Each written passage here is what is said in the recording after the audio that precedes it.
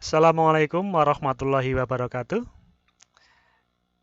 Kita berjumpa kembali. Kali ini kita akan belajar ilmu pengetahuan sosial untuk kelas 6 semester yang kedua. Apakah kalian sudah siap untuk belajar hari ini? Ya. Kalian semua sehat ya? Ya, alhamdulillahirrahmanirrahim. Semuanya masih sehat. Anak-anak, hari ini kita belajar di bab yang kedua tentang modernisasi. Di bab 2 ini ada 5 pokok bahasan yang akan kita bahas anak-anak. Seperti yang tertera di layar kalian. Nanti kalian simak terlebih dahulu, mencatatnya, nanti setelah menyimaknya selesai, nanti bagian mana yang harus dicatat, nanti Pak Guru beritahukan di akhir video ini. Ya. Modernisasi. Ada yang sudah tahu pengertian modernisasi itu apa? Ya, modernisasi adalah perubahan kehidupan masyarakat dari kehidupan tradisional menuju kehidupan yang lebih modern. Jadi adanya perubahan dari yang hidupnya tradisional menuju ke kehidupan yang lebih modern.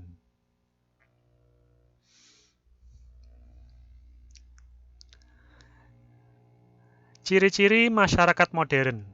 Tadi karena berubah dari tradisional menuju yang lebih modern. Apa itu ciri-ciri masyarakat modern? Satu, mau menerima hal-hal baru. Seperti sekarang, banyak hal-hal baru yang dulu tidak ada, sekarang ada. Internet, dan lain sebagainya. Yang kedua, berani menyatakan pendapatnya. Kalian pun sama. Ketika dalam suatu musyawarah atau mungkin di kelas ada yang belum dipahami, kalian berani mengungkapkan pendapat atau pikiran kalian. Yang ketiga, menghargai waktu. Disiplin.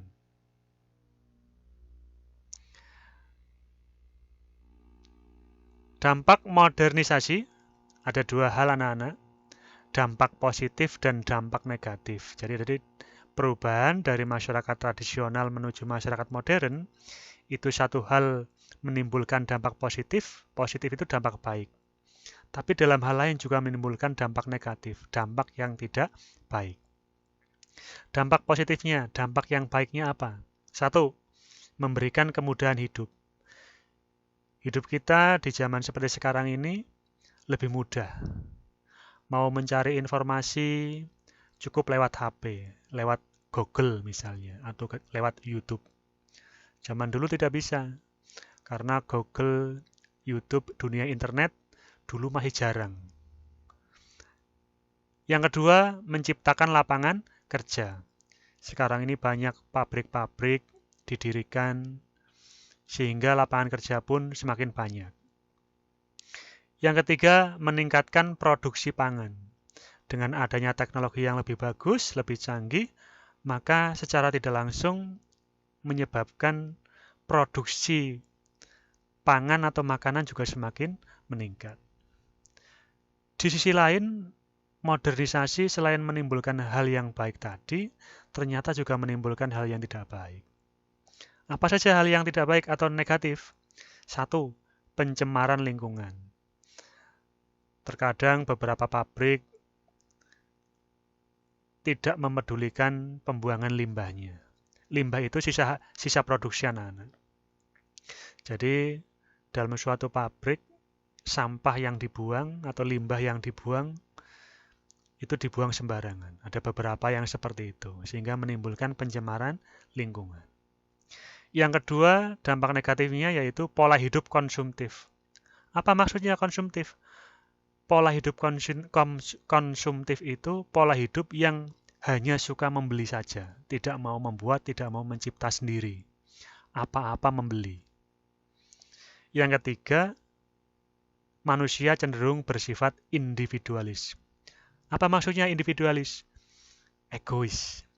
Hidup sendiri. Jiwa sosialnya kurang. Tadi dampak dari modernisasi. Kehidupan masyarakat akibat dari modernisasi Ada 5 anak. Ada 5 akibat kehidupan masyarakat adanya modernisasi. 1. Berkembangnya gaya hidup disiplin dan tepat waktu. Sekarang ini banyak hal yang diatur dengan gaya hidup yang disiplin dan tepat waktu di kantor dan lain sebagainya. Yang kedua, banyaknya jenis makanan dari negara lain.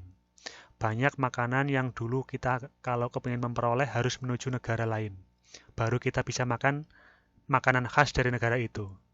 Tapi sekarang tidak. Banyak makanan dari negara lain yang ada di negara kita. Karena selain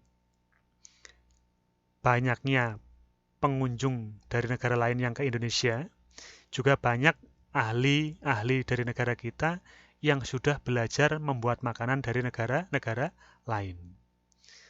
Pizza, hamburger, sushi, dari Jerman, dari Italia, dari Jepang. Kita tidak perlu ke sana. Makan pizza dulu harus ke Italia. Sekarang pizza sudah banyak yang menjual, bahkan di sekitar kita juga sudah ada. 3. Berkembangnya gaya berpakaian. Dulu pakaian ya hanya biasa-biasa saja. Sekarang pakai jas, pakai celana levis atau jean itu.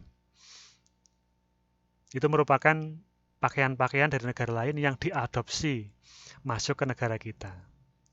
Yang keempat, transaksi keuangan menggunakan internet. Kalian mungkin pernah mendengar istilah internet banking. Kita ketika mau membayar sesuatu, mau mengirim uang, sekarang tidak harus ke bank. Cukup di rumah saja menggunakan HP dengan media internet. Tidak perlu repot-repot harus jauh-jauh, apalagi kalau rumahnya jauh dari bank.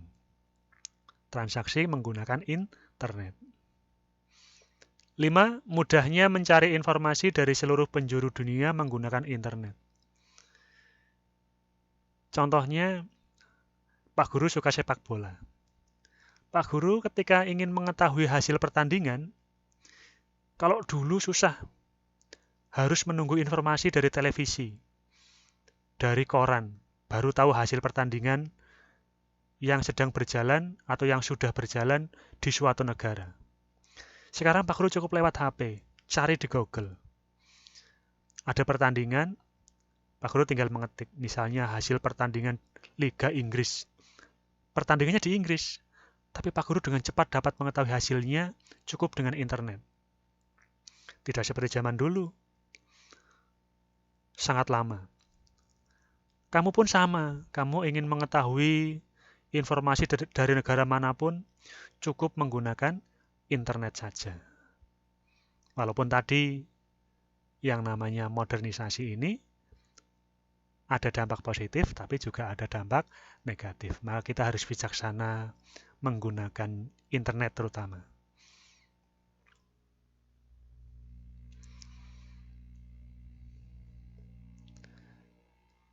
Ke pokok bahasan yang keempat.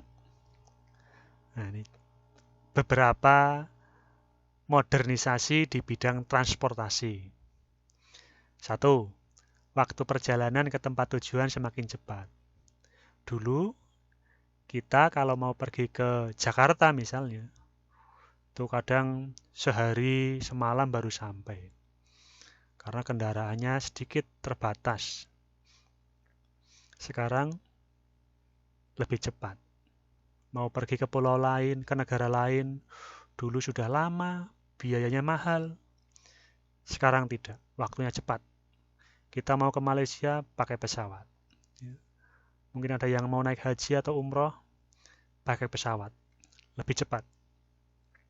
Yang kedua, biaya perjalanan yang lebih murah. Yang ketiga, contoh alat transportasi tradisional.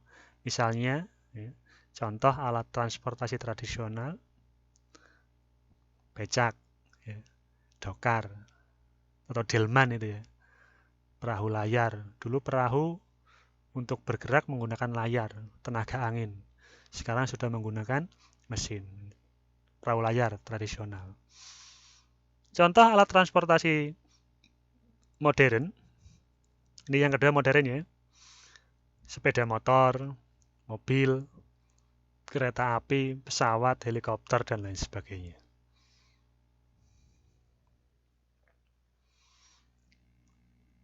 Pokok bahasan yang kelima, yang terakhir anak-anak.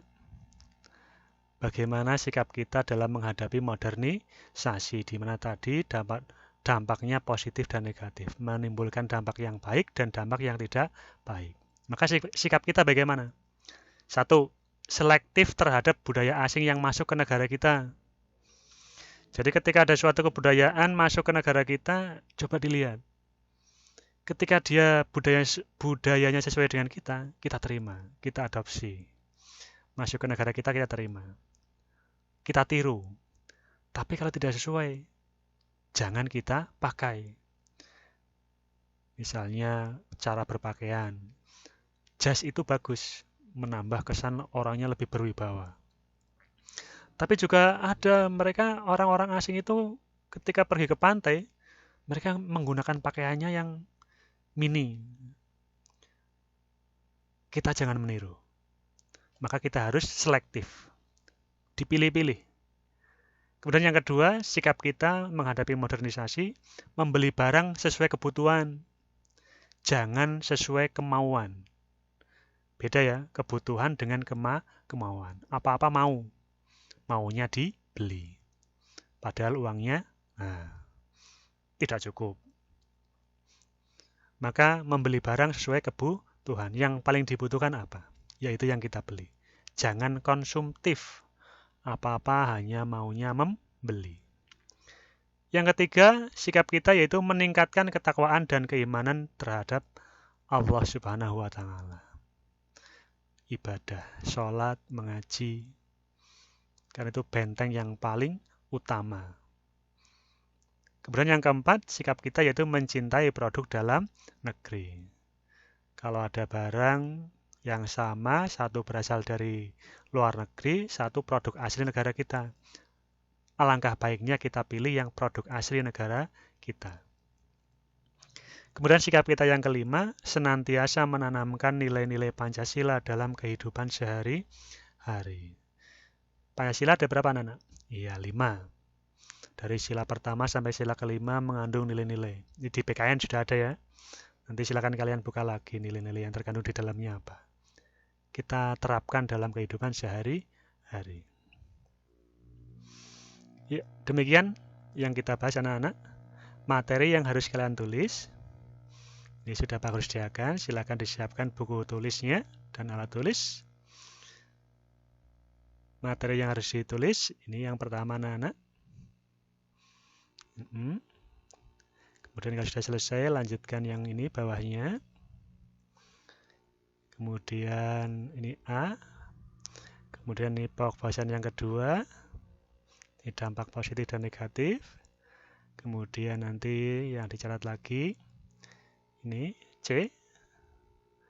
Kemudian yang D yang keempat.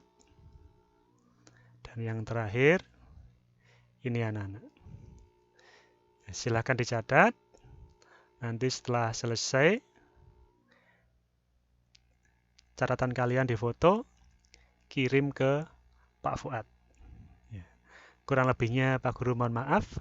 Jangan lupa jaga kesehatan. Semoga pandemi ini segera berakhir dan kita dapat segera bertemu di pembelajaran tatap muka di Min 3 Sragen.